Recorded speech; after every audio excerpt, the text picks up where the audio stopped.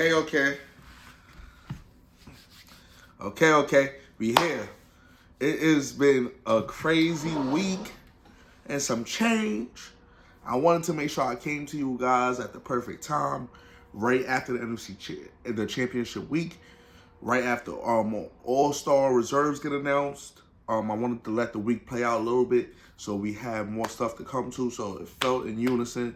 Next week when I come to you guys again, right before the Super Bowl. So make sure you're tapped in right before the Super Bowl next week.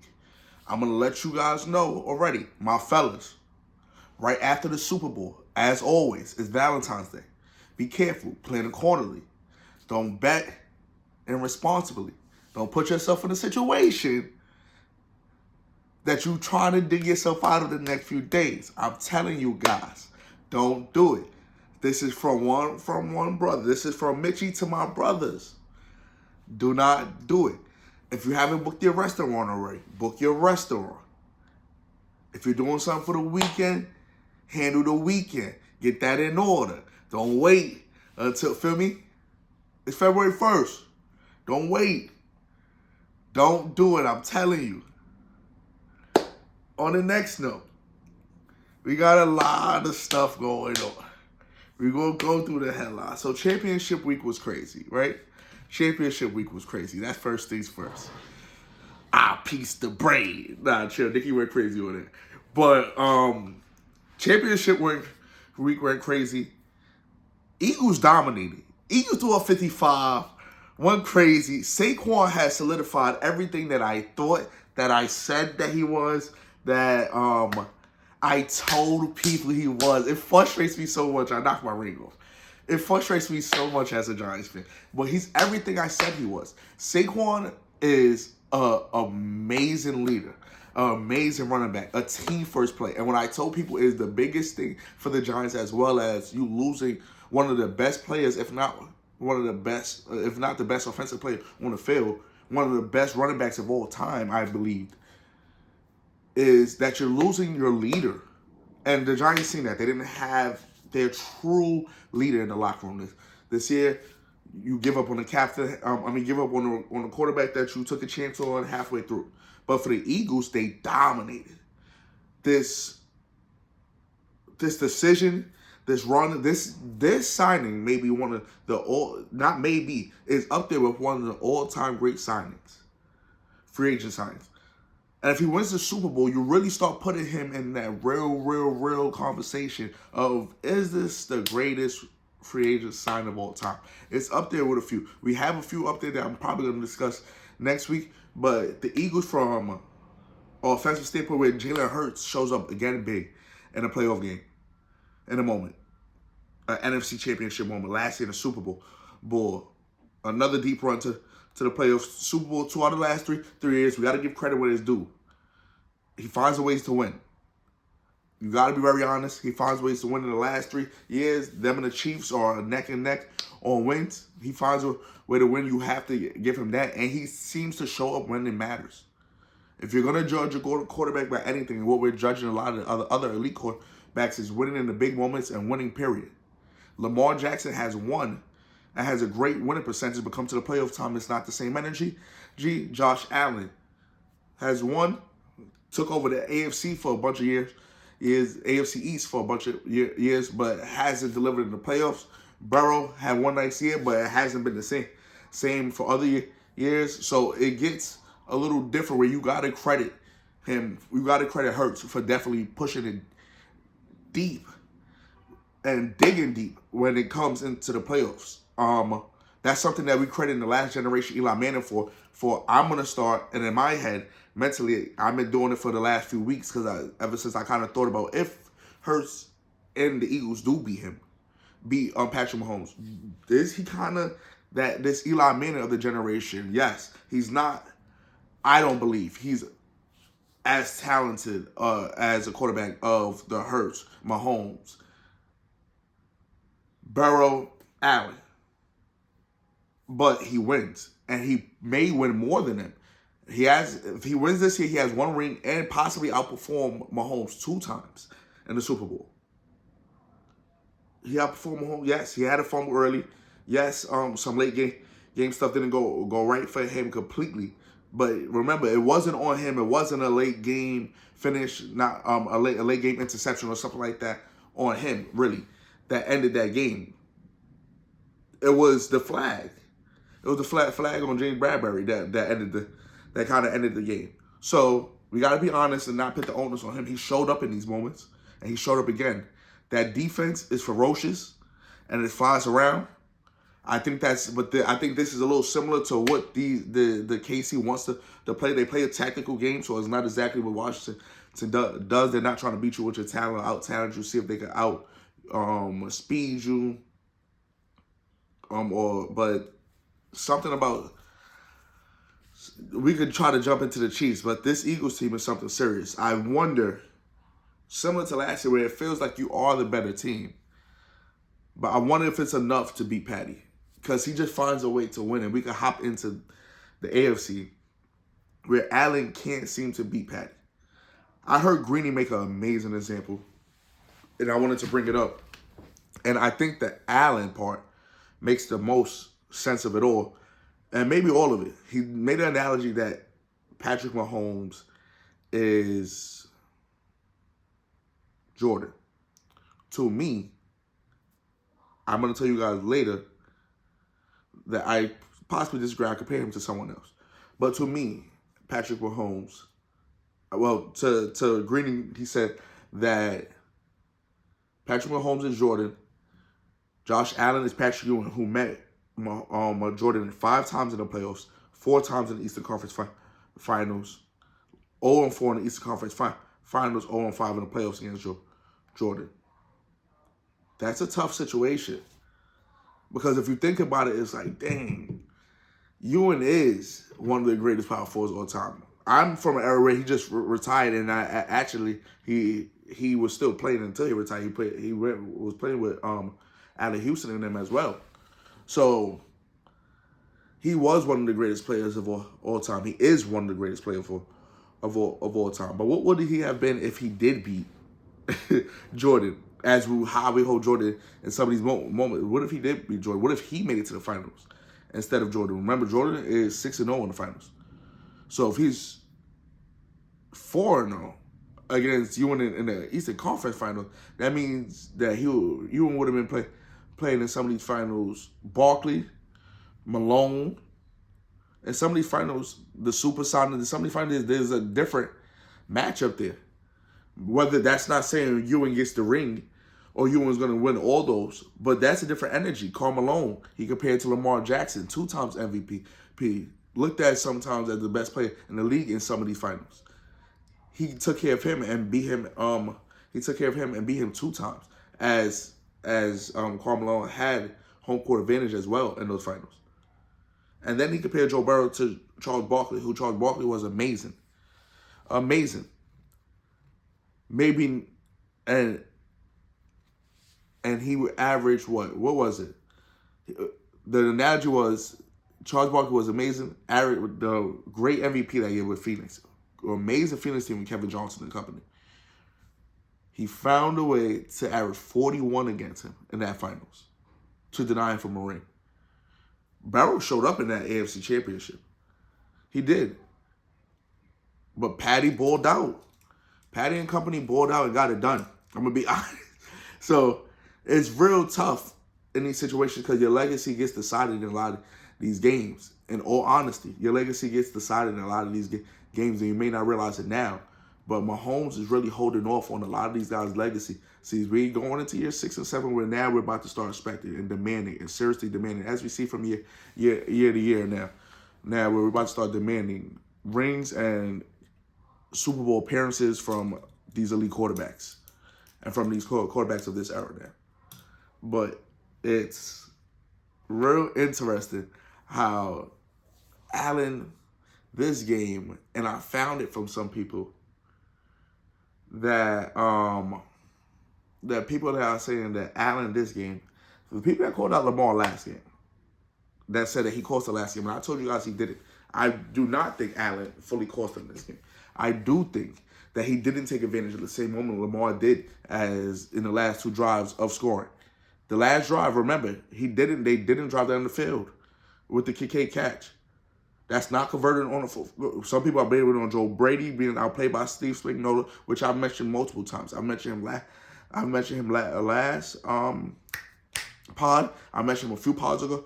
How amazing Spag is and what Spag does, and he may be the greatest coordinator of all time. That's including Belichick, who was the defensive coordinator. He may be the greatest coordinator of all time. He has really beat and dethroned some great quarterbacks with his defenses. He showed up in some big moments with his defenses, not just the Super Bowl. These conference championships, the divisional games, he has knocked down some Hall of Fame top 15 quarterbacks. And some of them he's done it multiple times. Not only Brady, Rodgers, Allen, Lamar. A lot of these guys, Lamar wins a championship. He's a top 15, top 10 quarterback of all time. He wins two championships. We start putting Lamar in a real interesting conversation. Lamar Jackson is amazing. He has the all-time winning percentage.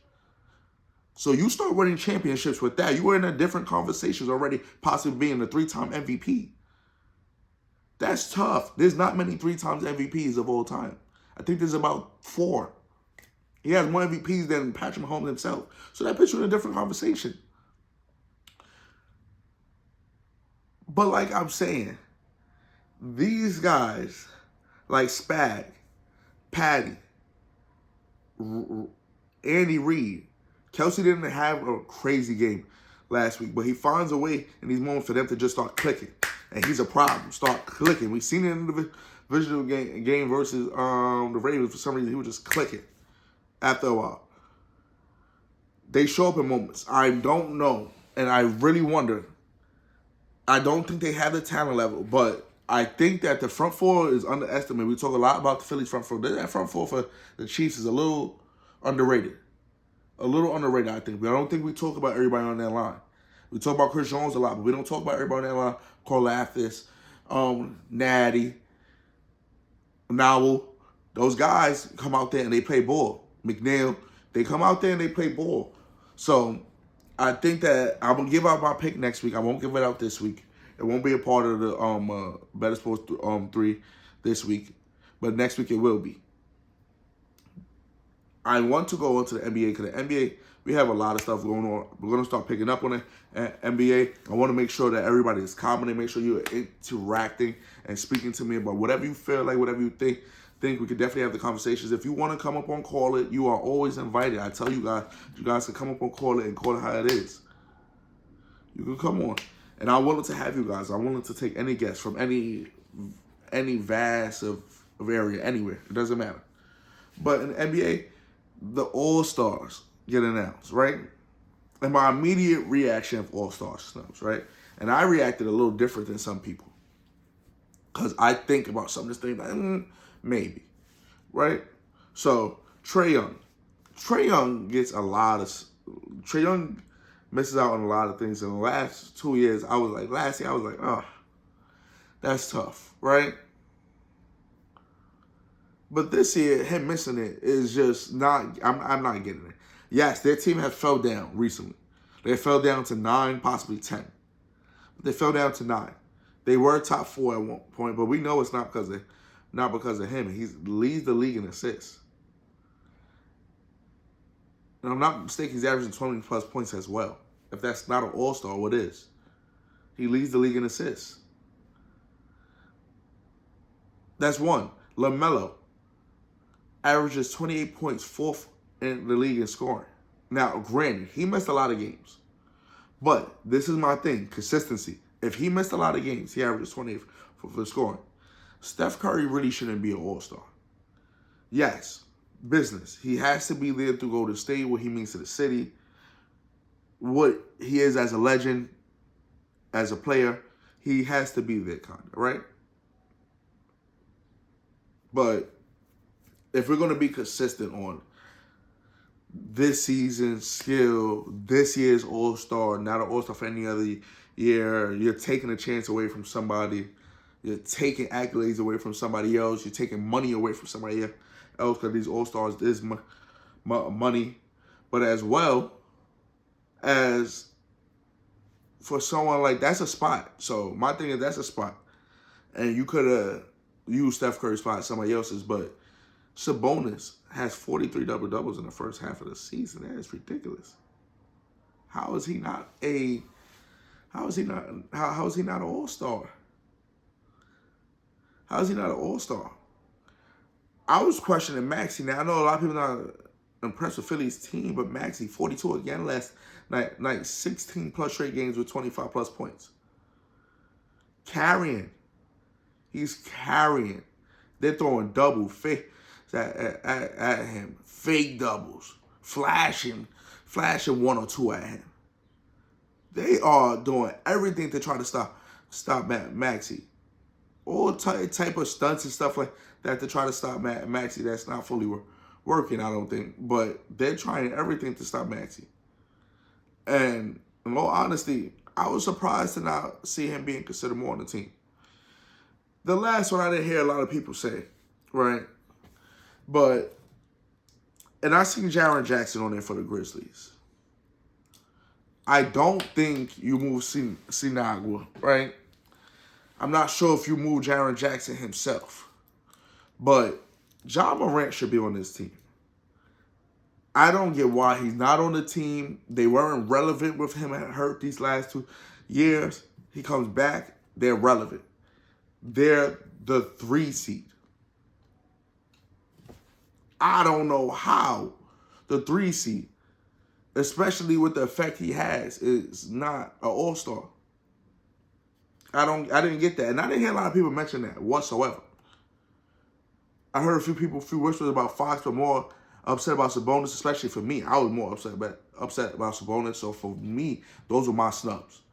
Now, speaking of Fox requested a trade, and it was seeming like he wanted to go to the Spurs, but I thought, and I heard the Houston option, the Houston option is real interesting. And it could come back up again. I heard the Heat were the favorite at first when it first came out, but it could come back up again about the Houston option. Houston supposedly was questioning playing with this team, playing it out. They've picked up a few losses recently, so maybe that can make them reconsider it. I hope that can make them reconsider it, because playing this team out, I'm sorry, but Fred VanVleet has played in the finals, showed him big moments, but anything that he's going to do, De'Aaron Fox can pick up on. De'Aaron Fox is not the one that I think I'm worried about showing up in the moment. He showed up against Steph in the whole Game 7 series with a broken hand and also one other injury. I forgot what it was. He's not the one I worry about showing up in the moment, really. So I think they should reconsider. Houston should try to deep dive in that. Now, of course, I'm not giving up Amen Thompson, untouchable. Sinagua is semi-untouchable. I really don't want to give up Jabari Smith, but people are forgetting that he's not playing, so this team could be even more serious. But I don't want to give up Jabari Smith. I love Jabari Smith, but that may be somebody you may have to consider giving up to get somebody like De'Aaron Fox. I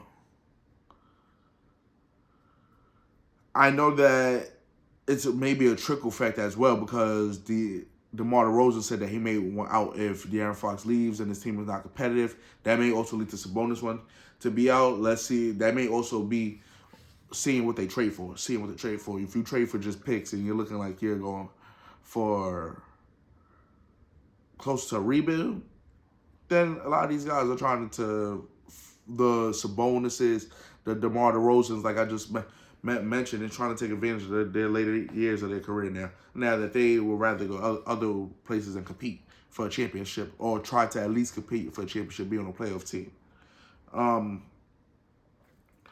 Jimmy Butler being traded. Jimmy and the Heat, they were saying they have to figure out an option, right? I don't fully love what's going on with the Jimmy situation, because to me, I understand, yes, Pat didn't love Jimmy talking, and he doesn't love this era of the talking and all that stuff. There is usually a way that stuff happens for Miami. There's usually a way that stuff ran there, similar to the Spurs. There's a culture there. Not many places now, and I think that's what we're missing in the NBA. A lot of places don't have cultures.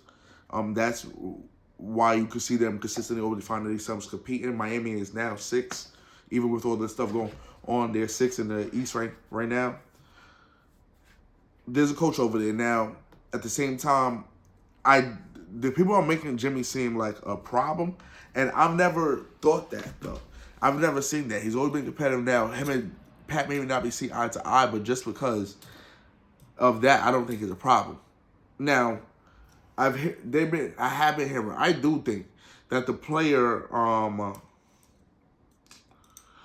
control stuff has maybe gotten a little too far.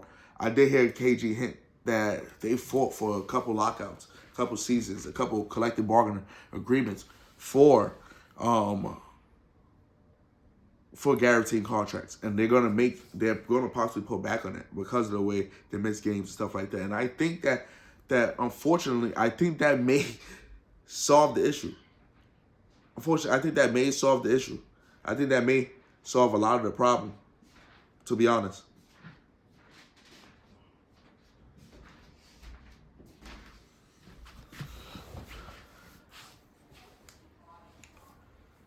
Yeah, so I find it really weird that we're making him seem as a problem, though. I do understand the culture, but I don't think that everybody acknowledging that Pat may be stern and not trying to do this. Yeah, it's like, I understand you work for an organization too, so I guess everything's not going to work in your favor. And if Pat is doing what's best for the organization, I can understand that. But if you're going to just do it for the consequence or try to make Jimmy pay, set him somewhere to make him pay, somewhere he'll be waived because something in not a good situation, I don't like that people are kind of hinting toward that acknowledgement like that's going to happen. I'm like, that's not a good thing. Like, that shouldn't happen. That's kind of why the player took over. So, because that's kind of what was going on. So the fact that y'all saying like just kneel into that, that's not what I think they should do either. But I do think the player empowerment has kind of gotten too far. I can kind of understand that. Real quick on the Terry Rozier, I'm not going to talk too much on it. On the Terry Rozier for gambling situation, Terry Rozier is gambling situation happened in 2023 with the Hornets. He's been traded from them. They already investigated that. For some reason, the feds have tried to investigate this too. They investigated this before found nothing. NBA said they will participate in it, but they've already investigated and found nothing. They've kind of investigated. They said super thorough, but the feds could try to see what it's about, but they don't think anything will show up. So that's all about the Terry Rozier thing. If anybody look for clarification on that, Lakers are sneaking up at 5. They're sneaking up to 4. Nuggets almost lost last night. That would have been a big game, but the Lakers played a big game versus the Knicks. I'm gonna I think that the Lakers actually lose that game. No AD. The Knicks may just be a little bit too much. The Lakers still have to figure out this defense. Sometimes their defense doesn't look all together. To me, I think the Knicks, even though they don't play a lot of depth, they have a lot of cohesiveness in the 7 players that they do play.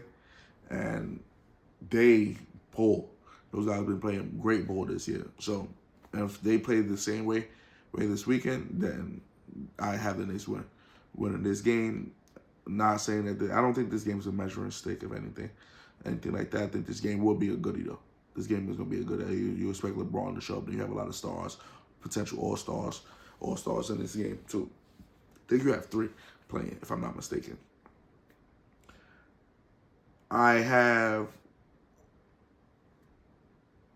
seen Adam Silver say that he wants to move the quarter down to 10 minutes. I know that people were saying that it's unrealistic to move down the games because the money-wise, all that stuff like that. I just wish we could figure out a way. And maybe that's why, hinting back to what I said about what KG said about the CBA and the non-contract agreements, the non-guarantees and stuff like that. I think that all that stuff is going to come back into play, like he mentioned, because I think that is a possible way to fix some of this stuff, sitting out and playing through some stuff and stuff like that. Because I think that, yes, these guys are making more money. It's not worth the risk. It may not fully solve it, but I think it is an attempt. There has been said that there's going to be maybe a little rule adjustments to the defenses or what they're allowed to do so people can play some more competitive defense, are allowed to do that feel more comfortable playing defenses to really lock in, feel like they're not going to be called for everything. So the league may get not necessarily more physical, but it may get slightly more physical, but the offense will come down a little defense, and the average points will probably get more down to like 110, where we're still seeing the offenses of this year 110, 115, but the 140s are not as more common and stuff like that. I think that the 10-minute option is not a great option. I don't love playing with the quarters. I'm gonna be honest. I don't love playing with the quarters and stuff like that. Just leave that off that. Like, just leave all that stuff to say. I don't think that that's the problem. I honestly don't think the minutes of the quarter is the problem. I don't think the attention span, or as long as the game is the problem. I don't think that is. Maybe you could, and I'm not always agreeing to that. Possibly look at the number of games. That's neither here nor there. Real quickly on college basketball, because this will be a college basketball week. I'm going to get into quickly in the segments after that. But college basketball. SEC, I think, is easily the hardest conference in the country. One of the hardest conferences we remember in years, right? They have 11 of the top 25 teams. 13 NCAA bids. That is ridiculous. I think the record is 12 or 11. But that's 13 NCAA bids is crazy. They could possibly get 14, 15 teams in, because the bottom of the SEC is strong too. Arkansas could possibly find themselves sitting that may not need to be in, like teams like that. So Joe Lunardi right now has 13 national NCAA bids in for the SEC, and they're ridiculous. We have some big games this weekend in Kansas and Arkansas, Florida and Tennessee. Not Kansas, Arkansas. Kentucky and Arkansas, Florida and Tennessee. See, last week had Texas A&M and Texas. We've had SEC play just stacked throughout. So every game is seeming like a big game. So which is also entertaining, because a lot of them stack up on your resume too. Whether you're winning a lot, they're playing big on people's resumes too. So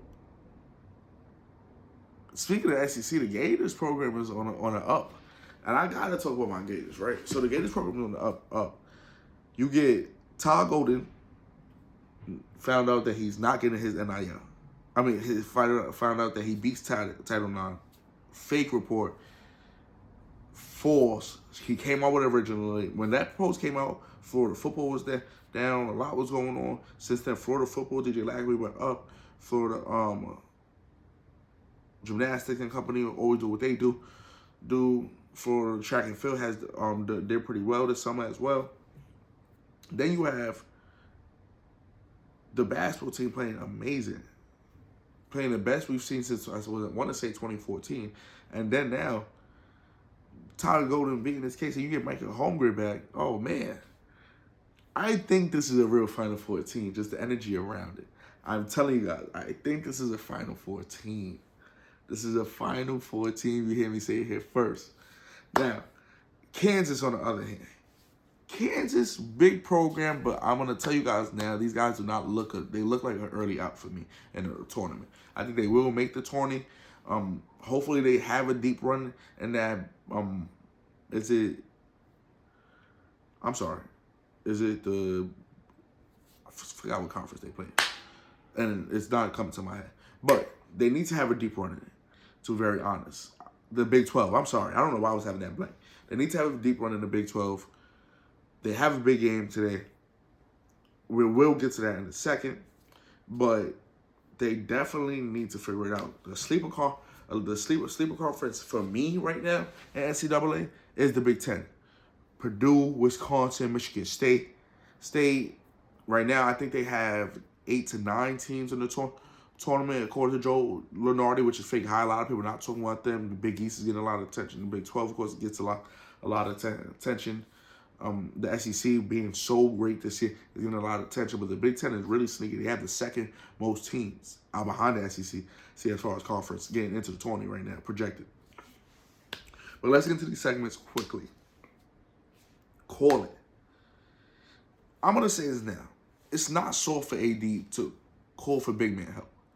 He won a championship with it. He's seen that he's the most effective with it. Not only is he playing at MVP level right now with it, so it's not like he's saying that he's not playing great and that's why he's looking for an excuse. He's playing amazing. He's playing at MVP level. He has the most touches like JJ Redick and company said he will. He has the most touches that JJ Redick made sure that he featured AD in his offense. The most touches in his career now. He's averaging let's say 27 and 13 this year. Amazing on defense, defensive highs on the defensive end. He's affecting the defensive end in an amazing way, especially on a bad defensive team. So he's really holding down the Lakers on that defensive end. He's been robbed for a few awards already, and now as far as awards, it's just not as important to him. So I think that him asking for help is him focusing on championships. The Lakers are trying to kind of preserve and make sure that they're not using everything in the LeBron era, but he's kind of telling them to focus, just like JJ Redick shifted the attention to the offense being through him, for them to focus on the timeline being through him. Don't focus on LeBron. You're trying to make sure you don't use all your picks during LeBron, where you need to be maximizing me. I'm 32 now, and I'm playing amazing, but you need to be maximizing me in my prime. You need to be trying to find a way for us to win now. The Lakers did not expect themselves to be a game and a half behind fourth, in a position to have home court in the first round, and one of the deepest West, this is like Mike Malone said, that he can remember. This West is super duper deep. We're looking at the Warriors, who are at 500, or a game now under 500 at the 13th seed, or the 12th seed. Like, they're sitting completely out the playing, and it's a super deep West. It's tough, but I think, in all honesty, I don't think that it's weak for AD to ask for help. I think that he's not asking for a star big man either. He's asking for a center. And the Lakers even changing from that method and you didn't have two big star centers. Dwight wasn't a star no more. Maybe star personality, but not a star no more. He was coming off the bench as well. Where you just get some centers in. I've seen a trade where the possibly Nick Claxton comes to the LA. People have talked about Miles Turner. People have talked about Walker Kessler. The Lakers need to try to find a way to get one done, because I think that does help the defensive end. It only makes them more dangerous on the defensive end, possibly the offensive. And because AD and LeBron and Austin Reeves having career high in assists this year are all great passes you see. So that just helps the offense.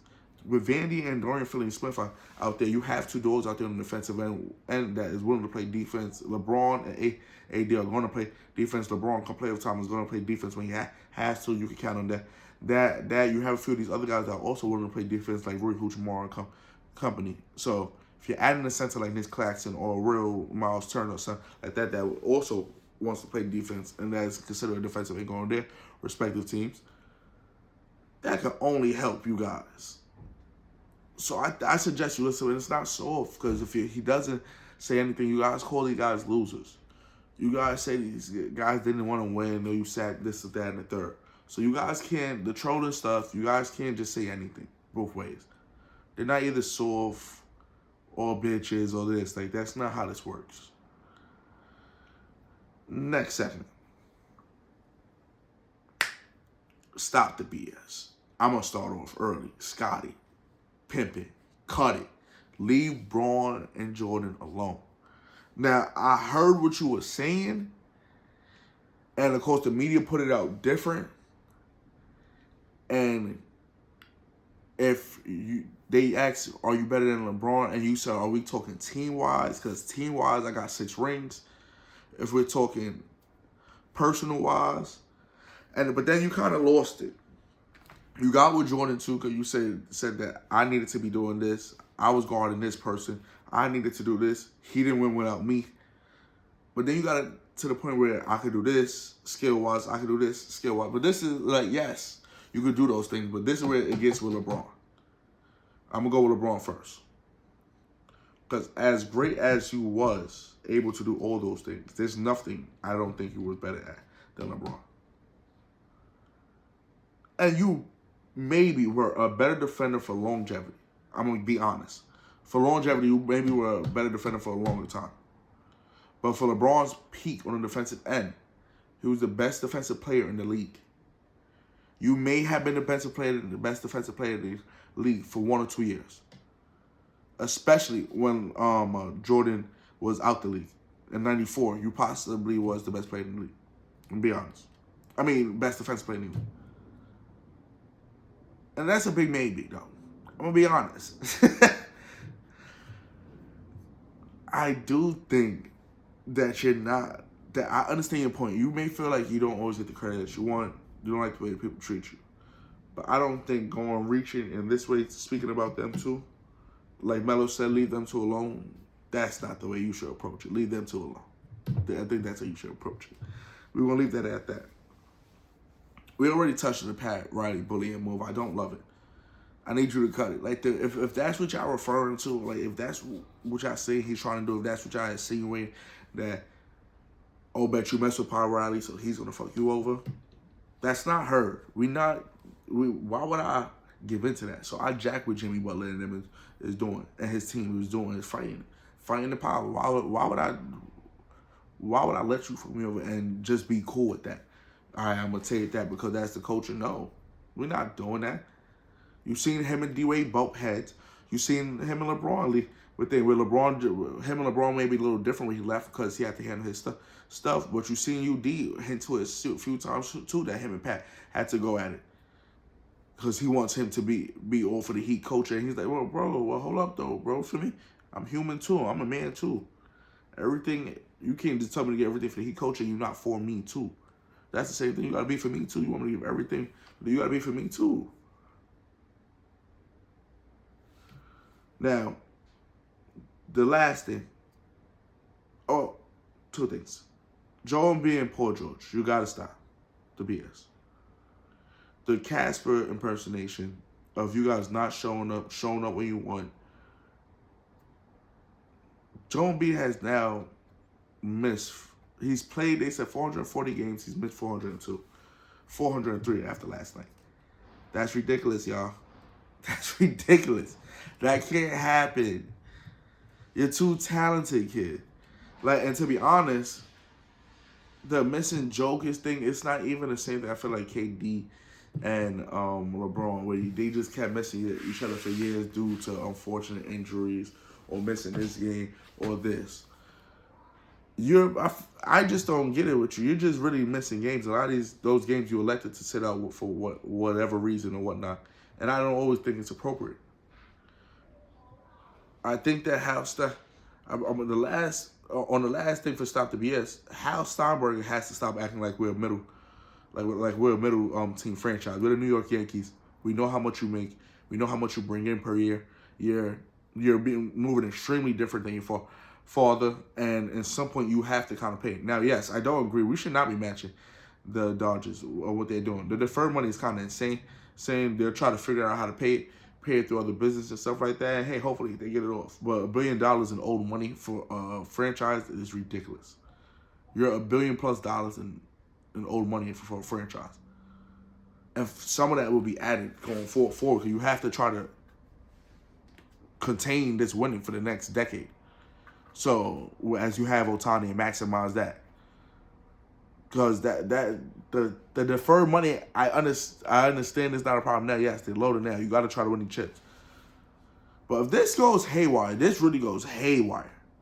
Like in a business standpoint, this goes haywire. The Dodgers will be on a slump. We didn't watch them win a chip.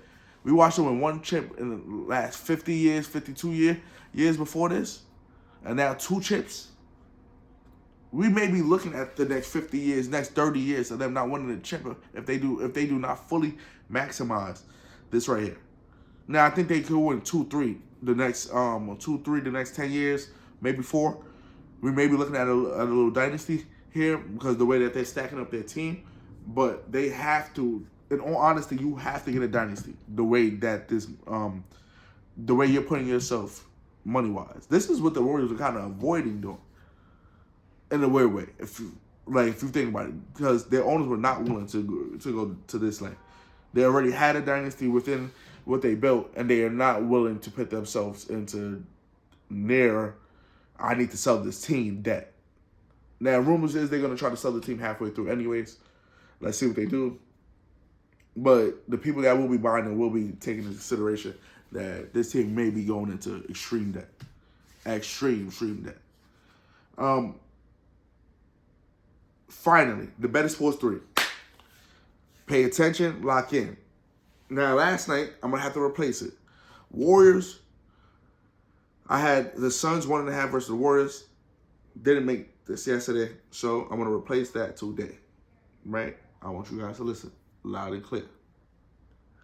I have Baylor money line over Kansas. Again, not feeling Kansas. Kansas has to go on the road. Baylor is not an easy place to play whatsoever. VJ Edgecombe and company been picking it up. I think Jeremy Roach does end up playing today. That's a big play, the transfer from Duke. I like Baylor at home in that game. So that's an upset. So you may want to go get that. Kentucky and Arkansas. Calipari returned home to Kentucky. Kentucky's playing amazing, actually better than Arkansas right now. They're playing to a completely different style. Arkansas has a lot of young guys and adjusted to Kentucky's system, which they haven't fully adjusted to. Arkansas has not played well on the road either. I had this game over. I think a lot of points will be given up. This will be a high energy situation. Some of these guys have transferred from there or were commits from Kentucky and transferred it. So this is a lot of big energy. There's a lot of energy. Some of these kids know each other, expect to play with each other. This is going to be a high energy game. And last but not least, Knicks over Lakers this weekend. I think that, like I said, missing AD is a big thing coming into New York. I think that also, as well, the defensive woes may be a problem. The Lakers' depth is not going to push the Knicks' depth as much as other teams probably would to make them go that deep or make them need to go that deep. I think that Cat could be a honest problem for Jackson Hayes. But let's see, because Cat finds himself in foul trouble early. So if he doesn't find himself in foul trouble early, then the Knicks should handle business. That's my Bettorsports picks of the week. I have huge UFC, huge boxing this week. We'll get into that next week, recapping that. We'll recap Super Bowl picks next week. With some Super Bowl picks, I possibly will give out some boxing on UFC for next weekend as well. Make sure we're all prepared. I will have a same-game parlay for the Super Bowl for you guys as well.